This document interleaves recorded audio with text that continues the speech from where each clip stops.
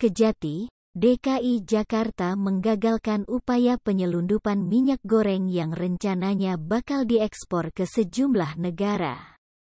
Minyak goreng itu siap diekspor dari Jakarta International Container Terminal, JICT, Pelabuhan Tanjung Priok, Jakarta Utara.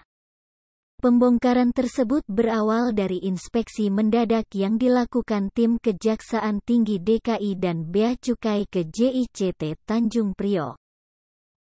Kemudian dari hasil pemeriksaan lapangan dan pengumpulan keterangan, tim penyelidik menemukan satu unit kontainer 40 feet dengan nomor kontainer BAU 473739-6.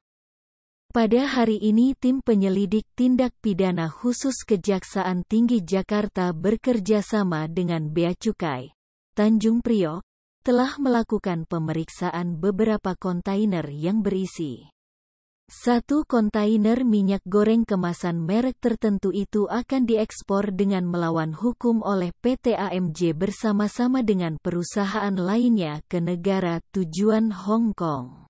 Kata Kepala Pusat Penerangan Hukum Kejaksaan Tinggi DKI Jakarta, Ketut Sumedana, dalam keterangan tertulis, tanggal 17 Maret tahun 2 atas permintaan Kejati DKI Jakarta, Kantor Pelayanan Utama Bea dan Cukai Tipe A Tanjung Priok melarang kontainer tersebut untuk dipindahkan atau dikeluarkan dari Terminal Kontainer JICT 1.